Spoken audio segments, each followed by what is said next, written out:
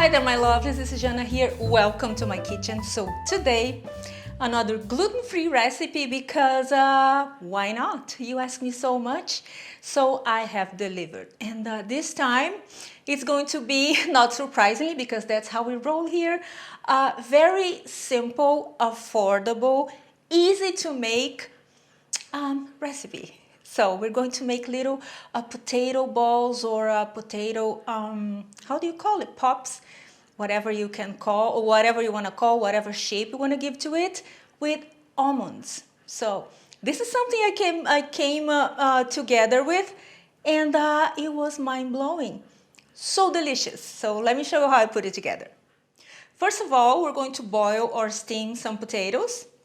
Remember, the smaller you cut them, the faster they will cook. Pass them through a potato ricer, or you just mash them with a fork.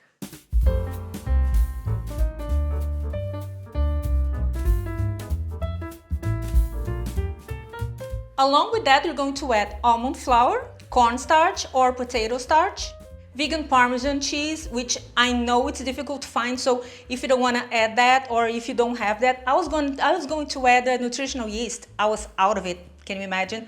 So either that or vegan parmesan cheese, or if you don't want to add either, you don't have either, you add a little bit of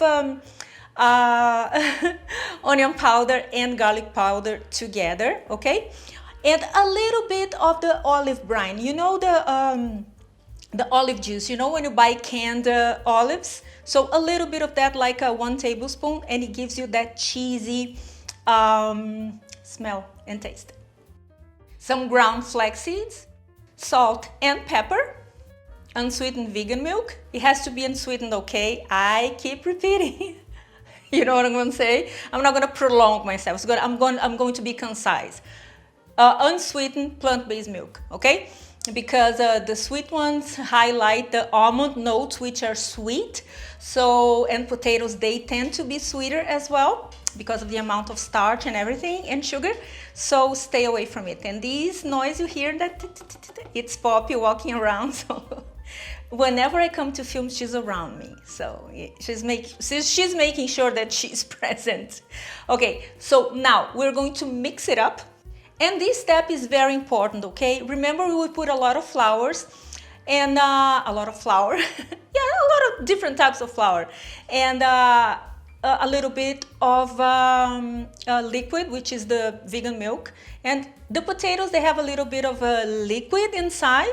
So we need to allow all the flours along with the ground flaxseed to communicate, to bind, okay? So we need to let it rest, preferably in the fridge, because later we're going to refrigerate it or freeze it a little bit more, so we are able to put it in the oven. Just only 20 minutes will do. Now you can shape it the way you want. So, but the test is, now we're going to roll it in your hand, and it's supposed to still be firm and not disintegrate. If this happens because of the amount of liquid you have present in your recipe, add a little bit more of cornstarch.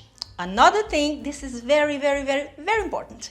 Another thing that I was supposed to do in this recipe and I forgot, actually 2 things, because it wouldn't be me if I hadn't forgotten something. It was just like, I have ADD, okay, so I have a pass.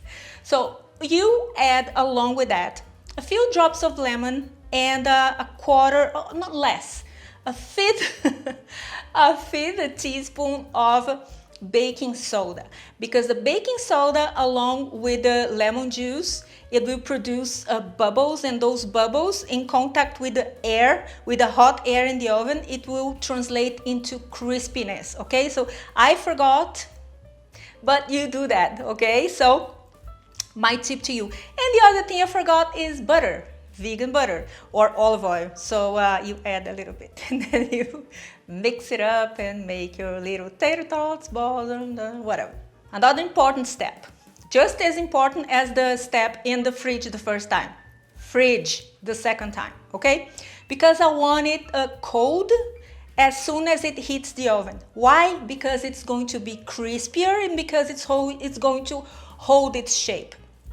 Not that it's so important to hold its shape, but if you want to make little balls, it's going to be balls instead of little domes. It happened to me many times.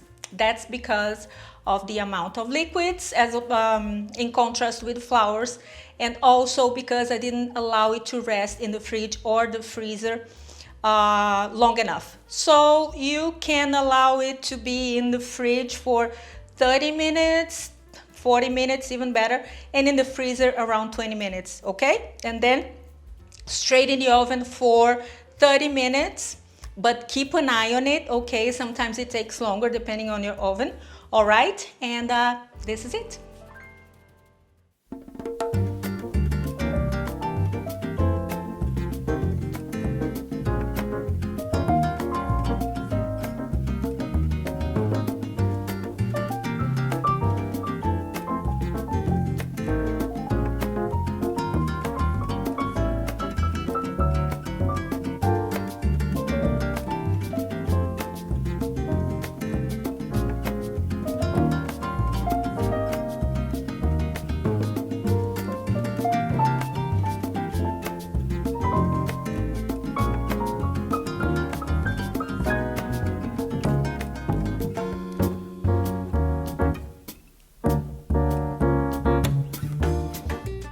Use your imagination, and this is a pretty forgiving recipe, which is good with anything.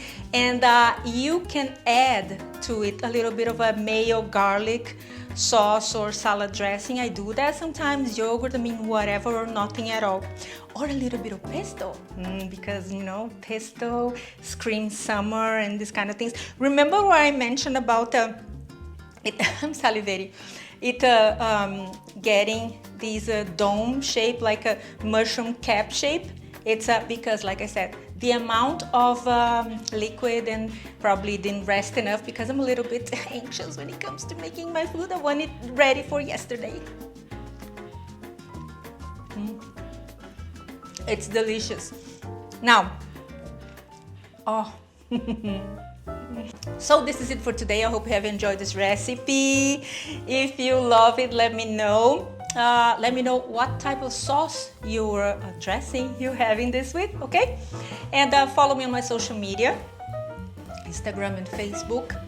Tag me if you make it. And apart from that, give this video a thumbs up. And I will see you next time. Have a wonderful week. Bye-bye.